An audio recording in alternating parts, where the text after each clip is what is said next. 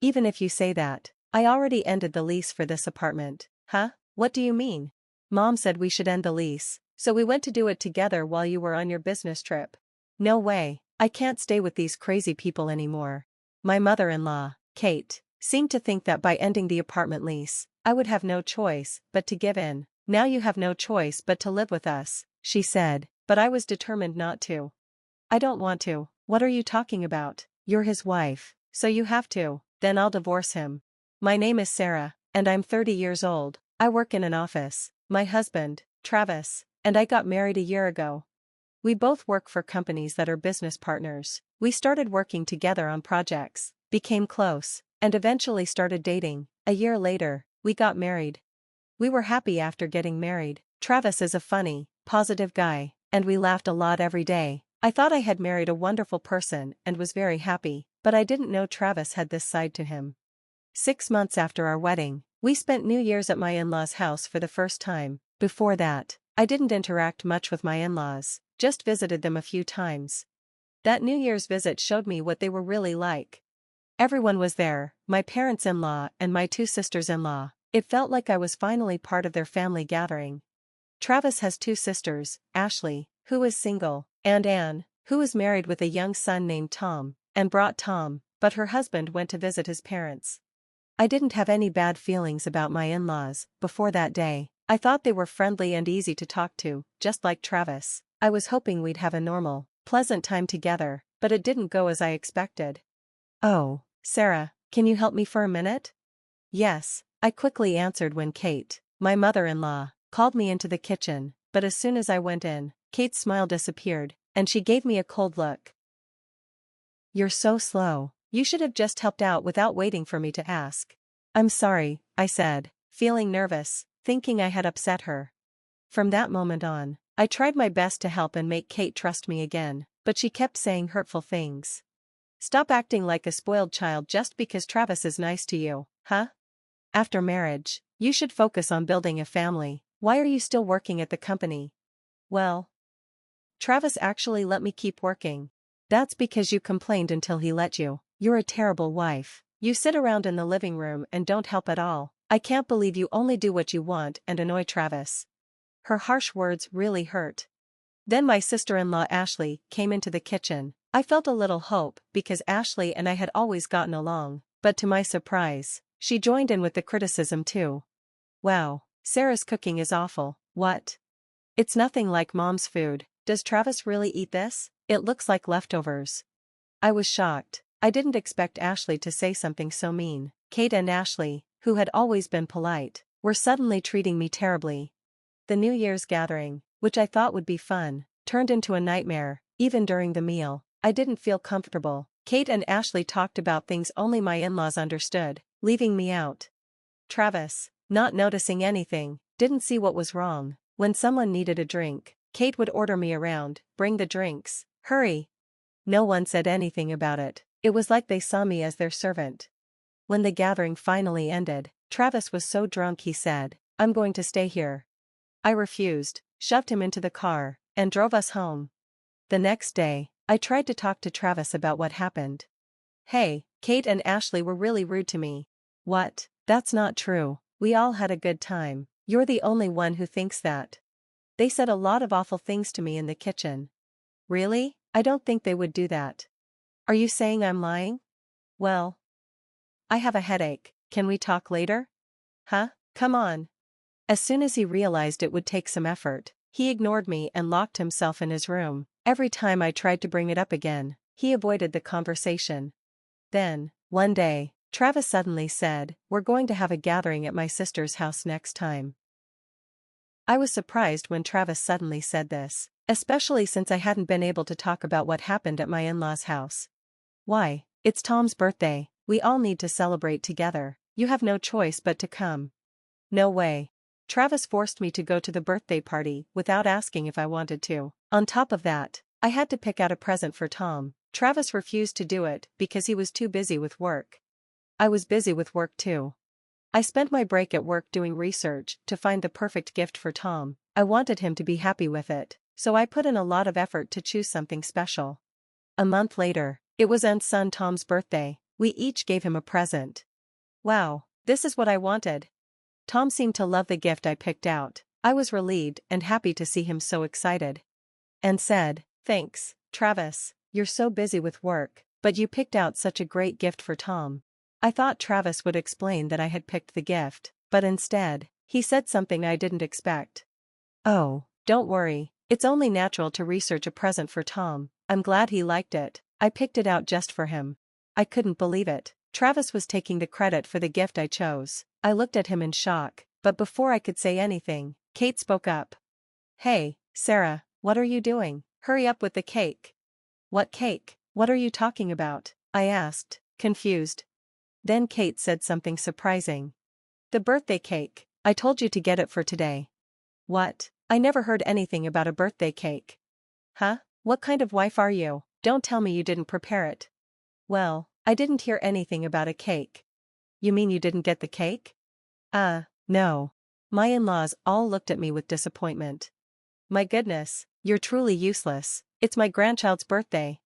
Then Tom, who found out there was no cake, started crying. "I wanted cake." Kate comforted Tom and said, "I'm sorry, Tom, it's sad on your birthday. It's all because someone forgot to get the cake."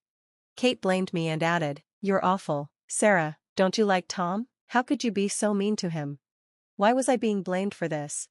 I looked at Travis, hoping he would step in and explain that Kate never asked me to get the cake, but to my surprise, Travis started agreeing with Kate. "You're a really bad wife, you know that? You've done things to hurt my family." "No way." As Travis said this, Ashley spoke up. "Good thing I bought a cake for something like this." With that, she brought out the cake. Tom's sad face brightened up right away. "Yay, my cake. That's my daughter. I knew something like this would happen," Kate said with a big smile. Ashley added, "Sarah is so clueless, so I got it just in case." That's when I realized they had set me up. They were purposely saying these things to make me look bad. I really wondered what would happen when Sarah said she forgot the cake. As a wife, she's completely useless. Everyone blamed me, and not a single person was on my side. Then Travis said something shocking.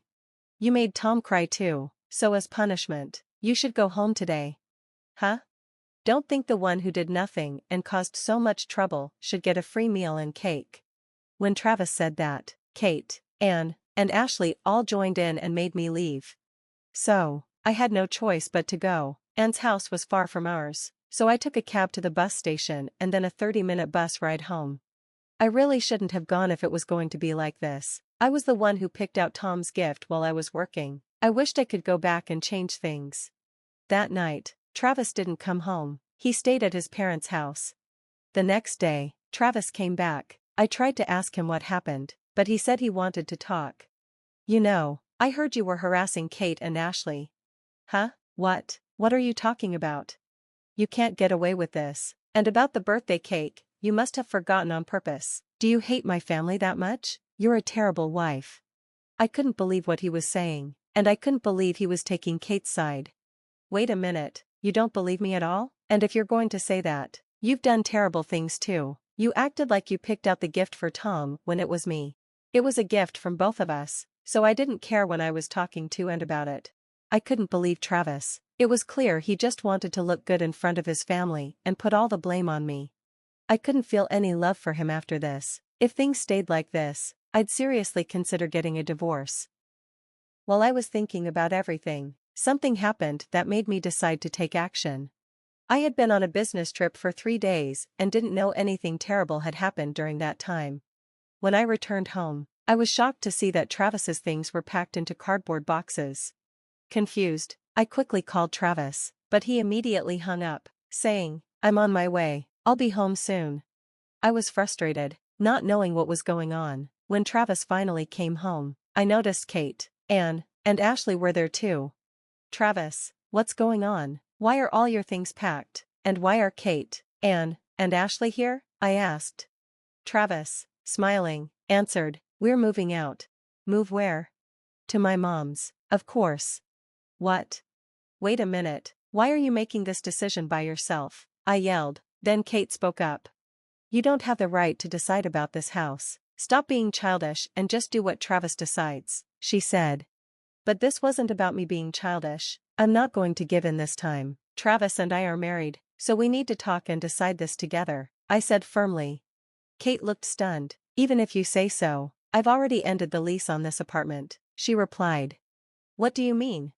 Mom told me to, so we went ahead and ended the contract while you were away. No way. This apartment was under Travis's name, so technically, he could end the lease, but I never imagined he'd do it without talking to me first. I can't live with these crazy people anymore, I thought. Kate seemed to think that since she ended the contract, I'd just give up. Now you have no choice but to move in with us, she said. But I wasn't backing down. I don't want to. What do you mean? You're his wife, so you have to, she insisted. It being a wife means I have to do whatever you say, then I'll divorce him. Travis was stunned. Wait, are you serious about a divorce? I wouldn't say it if I wasn't serious. I'm done with you and your family. Let's just separate. Travis was speechless. Then and Ashley, who had been watching, suddenly spoke up. Wait, I won't let you get a divorce. Right, if you don't move in with us, who's going to take care of our dad? Ashley said. Take care of your dad? I asked. Ashley suddenly looked uncomfortable. Oh, I see. That's what this is really about, isn't it? I said. Apparently, my father-in-law had fallen down the stairs and needed care, and my in-laws were hoping I'd take care of him. So, you want me to take care of him? I asked. Someone has to do it, they said. Taking care of other people must be annoying for you all, since you're so selfish, I retorted. Are you insulting us when you're just a useless wife? They shouted. That's right, how dare you, you're just a wife, and Ashley yelled. So, I'm not even the wife anymore? I said. Did you not hear us, or do you forget things quickly? I provoked them, and they became even more upset. That's enough, I don't care anymore, just get a divorce. I don't want to see your face again, and Ashley said angrily. Well, I'll take your advice, I said, and started packing my things. Travis and Kate panicked and yelled at them. Take back what you said. They were clearly worried because they knew they'd be in trouble if I really went through with the divorce. As I packed my things and started walking towards the door, Travis and Kate rushed to stop me. Wait, Sarah, I'll make them apologize, please, let's not go through with the divorce, just take care of my dad, Travis pleaded. Yeah, please help him, you could be a stay-at-home mom, and it would be good for you, Kate added. I turned to face my selfish in-laws and said, I don't want to be a stay-at-home mom. Also, I earn more than Travis, I worked hard to get where I am, and I pay for most of the rent here, which is expensive. I looked at them and continued, so, the person you made fun of, me, is doing better than your family member. That's all I have to say, goodbye, I said and walked out, leaving them stunned. I went back to my parents' house for a while, then hired a lawyer and officially asked for a divorce. Travis, looking really down, quietly agreed.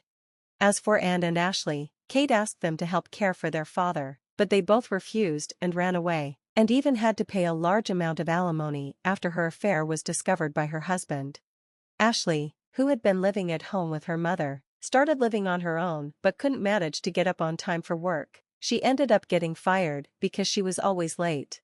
Travis, still living with his parents due to Kate's pressure, is now the one taking care of his father. He's exhausted from balancing work and caregiving every day.